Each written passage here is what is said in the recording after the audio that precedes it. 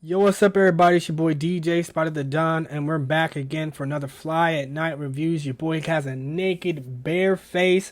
I have my quarantine beard going. I like my facial hair, but of course, since we have no barbers and all this social distancing, I got to socially distance myself away from my barber, so therefore I cut the facial hair. So it's all right. I'm getting used to it. But of course, tonight, we're doing another Fly Night review. And this tonight, we're doing the weekends, after hours, and of course, also tying in a little bit of the deluxe album as well, which honestly was great. It definitely covered a lot of the remixes that were on there. Were very solid remixes on there, but they're definitely remakes of the singles that led off this album. Definitely quality remixes from definitely quality artists. Um, we do know this is his fourth studio album, but I did not know going into this album that it was a 4-year wait till this album. The Weeknd's one of those guys where his music somehow, of course, as a pop artist, your music somehow sticks around on the album, on the charts, sticks around on the radio longer. Your features kindly float around, and definitely I feel honestly it was due time that he gave us an album, since Starboy came out in 2016, and that brings together, this album right here brings together a fusion of 80s up-tempo pop rhythms and synths, which like I was talking to a friend about, like him and Childish Gambino definitely do a good job making retro music, but making it for the modern times, making it feel upbeat, making it feel like it's a part of what we should hear, making it feel timely.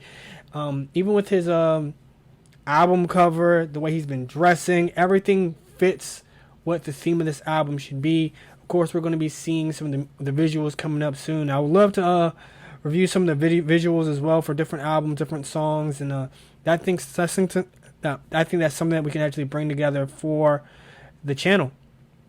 Of course, we all know he rocketed to pop stardom after the single he did for 50 Shades of Grey, Earned It. It's one of those songs that we do know definitely will take artists multiple places, and he reached so much status with that 50 Shades of Grey single. He did 5 times platinum in certain countries. He did RIAA 7 times platinum. Saying he has done so much with this pop music lane that when he originally was started out, as far as the House of Balloons and all these other things, I'll be honest, he was never on my radar. I've heard great things about him. I heard multiple people tell me, but I have to give a shout out to my coworker Nadia, who said, Carl, you gotta listen to the Weeknd. Carl, it bugged me to death to listen to this album. So Nadia, you'll be happy that I listened to this album, and you're getting a shout out on my YouTube channel, of course. But of course, we know through he developed a cult following through the House of Balloons tapes, definitely through his albums, through his mixtapes, through his features. Definitely came across a lot of moody and whiny to me, and that's because of the lo-fi sound he was doing back then.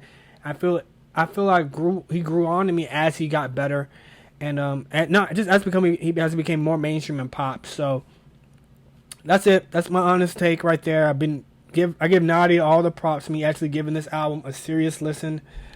So the Weeknd, you have my homegirl Nadia to thank. Send her a signed poster or something, please. Let's get into the pros and the cons of this album. First off, we're going to get my review of it, but I really feel like this album has such high production value. I feel like if you're in the mood for something that's going to get your blood pumping, it starts off good with the first single, After Hours, I believe, which is the name of the album. Definitely sets the tone. Definitely, you can hear everything. It sounds crisp. Of course, it's a pop album, so they're going to spend a lot of money on it. And the Weeknd, he signed to a top XO. He signed to himself, but everything he actually does is going to be top notch because of how big of a star he is now. And when I talk about that, it's one of those things where you get an album, that artist is at the top of their game, and they're going to get the best quality. They're going to get the best producers. They're going to get the best mix engineers. And I feel like everything on this, bells and whistles, polish, his vocal performance, polish, I feel like with an album like this, with such a throwback style, you had to have that vocal performance spot on. It's like "Awaken My Love" by Childish Gambino. Without his vocal performance being spot on, that album could have really been trash. But before The Weeknd and for Childish Gambino on "Awaken My Love" and on this album for The Weeknd, this vocal performance was spot on. You get when you hear the singles, you get the vibe that it's a throwback album. But kind of the way his vocal patterns go, he's doing it in a modern R&B, modern pop styling of his vocal performance. The one con I do have, which ties into the production value, is that because it's this throwback album timepiece kind of thing, not timepiece, but it's like a capsule of sound for what he's trying to go. You know, he's talking about drugs, relationships, breakups, just going through a struggle. That's kind of what the albums are like. It's a drug fueled breakup thing. You know what I mean? That's what After Hours is about. The storyline's about.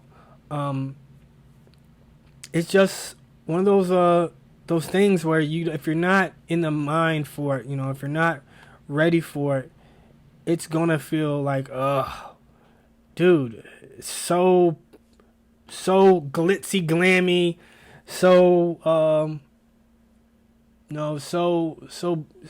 so ornate sometimes with the synth piano, the way that it hits. I got my piano here. I don't want to mess with it, but definitely the way it hits, it's so, it's like the reverb on everything, the pop on everything. Sometimes gives a little unnecessary brightness, but it's a style of music that they had in the 80s, and definitely the style of music that he's going for here is something that, you know, it's gonna catch your ear, catch your feet tapping, get you into the process of where he's going through. Definitely, that's the only con I really had, but something that if you're really, once you get into the album, you just becomes a part of the album. You really stop worrying about it. Definitely, I do like a couple of songs of this album. I added Escape from LA to my playlist. Of course, all the singles were great. I also like Snow Child as well. And also Hardest to Love. So I also say this again. Alone Again, the intro, was actually a really good intro. Even Until I Bleed Out, the outro, solid. I really enjoyed those tracks I just pointed out. And like I said, even for the deluxe version, the remixes were great.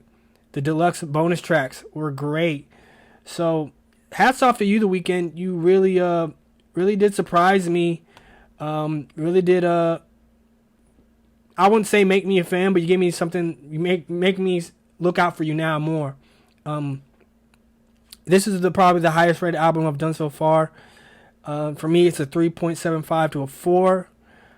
Just because, not just because it surprised me, but just because of the production value on there, the vocal performance on there. Because for these type of albums, like I'm saying, you have to have that vocal performance just right. And every album, every song that I've listened to The Weeknd before, his vocals annoyed me.